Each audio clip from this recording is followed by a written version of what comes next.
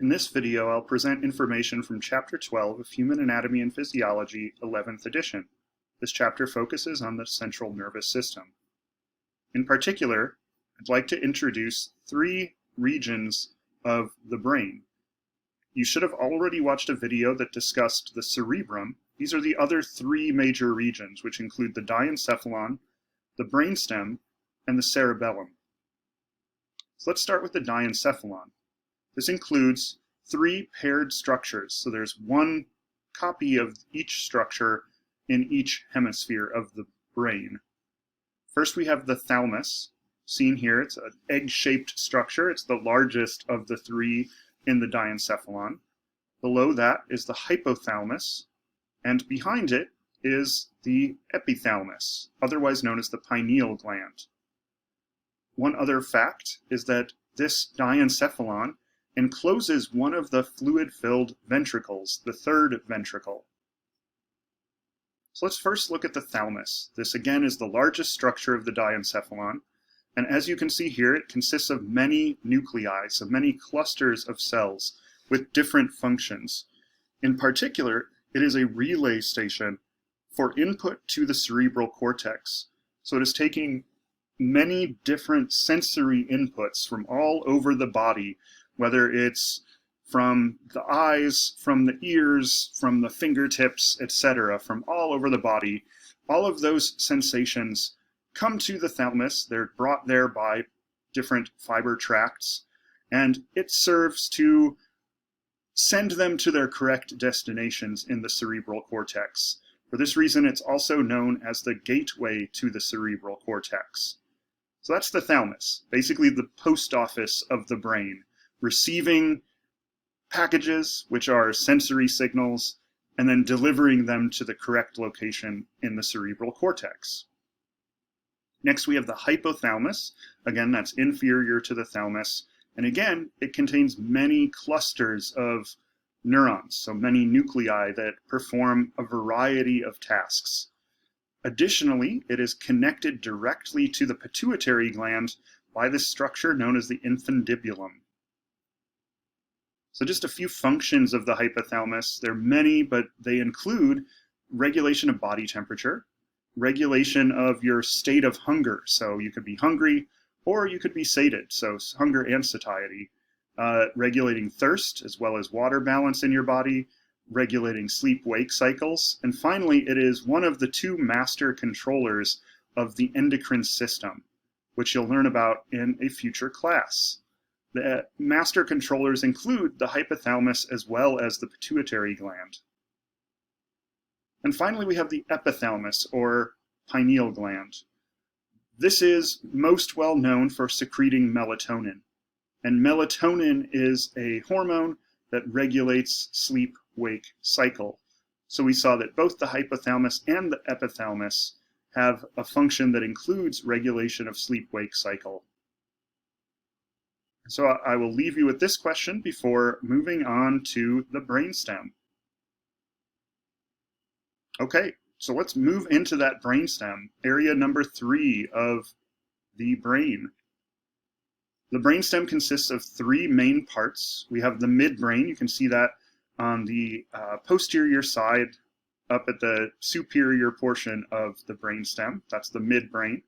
The pons is this ball-shaped structure on the front of the brainstem, and then the medulla oblongata is the stalk of the brainstem, and it connects the brainstem to the spinal cord. So those are the three main brainstem structures. Now, what are the functions? Overarching functions are autonomic behaviors, and these are behaviors that are most central to survival, and I'll get into those more specifically in the coming slides. But just know, it is regulating survival necessary functions. Additionally, it's receiving and sending a lot of signals from all over the body to and from the cortex and other parts of the brain.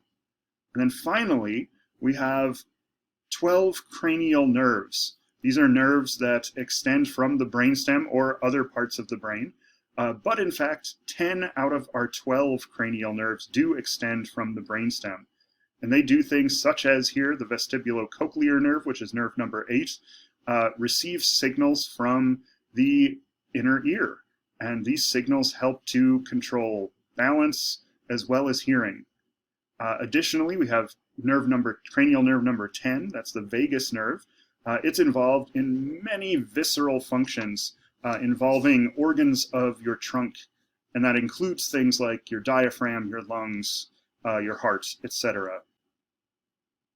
So now let's look specifically at the pons. This is, again, that ball-shaped portion at the front of the brainstem, and it serves mainly to relay impulses between the motor cortex and the cerebellum. So the cerebellum is involved in a lot of coordination of motor function, and so it has to communicate quite a bit with the motor cortex, which is up in the frontal lobe. The nuclei of the pons also contribute to maintaining the normal rhythm of breathing. So definitely one of those vital functions important for survival. We can also look a little more inferior at the medulla oblongata. This is, again, is where the brainstem joins the spinal cord. And it's also where decussation occurs. This is crossover of fibers. And the pyramidal tract is one name for a set of fibers that reach up through the spinal cord and into the brain. And it's at this portion of the brainstem, the medulla oblongata, where those fibers actually cross over to the other side. So an example of why this matters, maybe, is if you are controlling your right arm, for instance, you're telling your right arm to move, that actually will be something that is controlled by the left side, the left hemisphere of your cerebrum. And the reason that it crosses, or the location where it crosses over, those signals cross over, is at the medulla oblongata.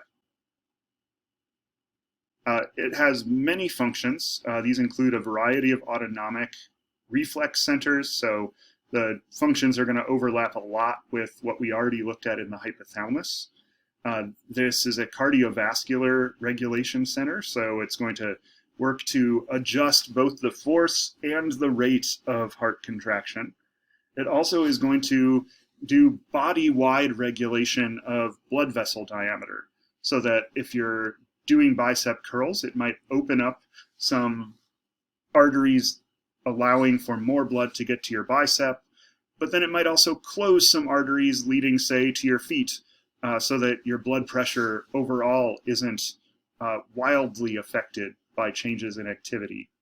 So regulates autonomic function, regulates cardiovascular function, and like the pons, the medulla oblongata also regulates respiratory function. So generating normal respiratory rhythms and controlling the rate and depth of breathing. Additionally, the medulla oblongata has other functions that include things like vomiting, hiccuping, swallowing, coughing, and sneezing. So basically things that are clearing your respiratory and upper GI tracts. So I will leave you with this question before briefly talking about the cerebellum. All right, so finally, the fourth and final main region of the brain is the cerebellum. And fairly quickly, we can see the cerebellum is this smaller version of a cerebrum, basically, a cerebellum that hangs off the back of the cerebrum and off the back of the brainstem. It receives a variety of inputs, including inputs from the cortex, the brainstem, and from other sensory receptors around the body. Its structure, the most prominent structure of the cerebellum, is the arbor vitae. This is the tree-like pattern of white matter. So all these fibers leading in, and they form this fairly beautiful pattern, this tree-like pattern, the arbor vitae. What's the function of the cerebellum? Generally, it's associated with muscle memory and with fine movement, so lots of coordinated movement. Muscle memory, the way that it participates in that, would be things like, say, riding a bike, where at first you would have to think consciously very hard about every motion you're making when riding a bike, but eventually it becomes an unconscious act. You don't need to think about it to be able to do it. And it's at that point that the cerebellum has taken over and is running things through muscle memory.